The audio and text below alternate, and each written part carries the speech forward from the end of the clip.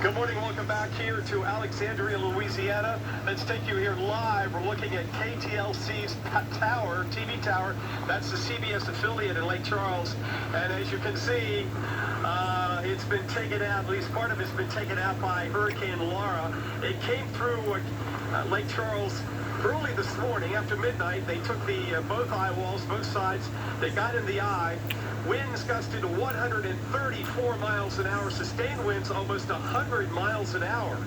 So just a real rough night there. The only saving grace so far is the surge has not been as high as predicted. Down at the coast in Cameron, they measured about 11 feet. We're expecting as high as 20 feet. That's still going to put a big dent in Holly Beach, but certainly half the number we expected. We'll see how it all ends up in the Lake Charles area.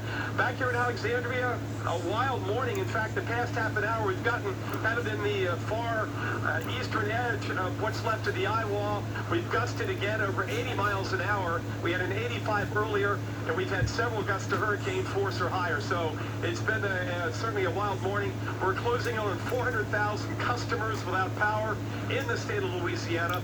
They extended the flash flood watch, rather the flash flood warning here in this part of Louisiana for about another hour and a half with good reason, because we're still getting locally heavy rain.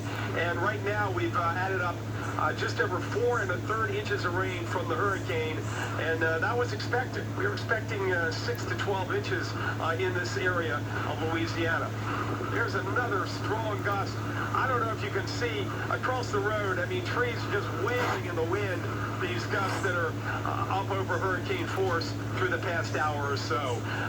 Down in Lake Charles, things are drying out, and the winds are beginning to back off. It's an onshore flow, so we're going to keep an eye on that surge from the west and southwest.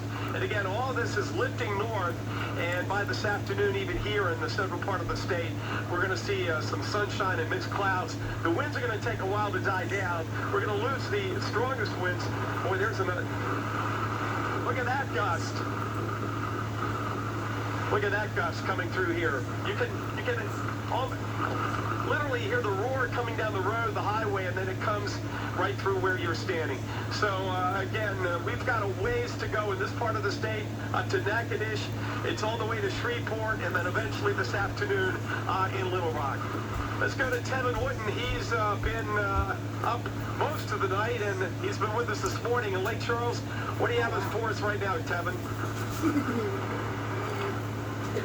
Michael, we've been talking about the storm surge here, and it was very difficult to see on the northern side of the storm because the water was actually flowing out back into the Gulf of Mexico. But look at this reverse flow now. This is what the National Hurricane Center warned of with their storm surge forecast, because this is the opposite direction. This is flowing from the west towards the east here, so we're starting to fill in this channel here in the port of Lake Charles, which eventually flows right into the Calcasieu. So it's quite remarkable to see that I am seeing this for the first time, just as you guys are, because yesterday it was back the opposite direction. Something else that we noticed yesterday, that trash can was our marker, okay? None of the water was here. None of this was here. This was all beach. This was all sand. We had about maybe a dozen or so picnic tables right over here on the beach as well. Those got moved pre-Laura landfall, so they would not become a victim of this storm. But just to see the fire pits here even exposed, I don't know if you saw yesterday where I did this example of how tall potentially 10 to 20 foot of storm surge would be. I used this fire pit. This entire area was bone dry, with the exception of what we had in terms of sand. And now perhaps the biggest I guess, impact to see here at Bill's Burger Bar at Golden Nugget. Look at this. Look at this. Okay, just look at this. The recessed lighting is down. The sports are down. The shingles are down. The decor is down. The lights are down. I mean, this is just absolutely remarkable to see. Some of the siding is even down on the side of the building. And you know what? I mentioned a pergola about 10 minutes ago that's down. I will try to get to the other side to show you that, because that was a wedding venue for those that may have had a reception or a wedding here. That pergola is now flatlined. It is flat on the ground. Look at this fence too. Just a lot of stuff here, Kelly. And I can only imagine if this is what we have at a resort that was opened in 2014.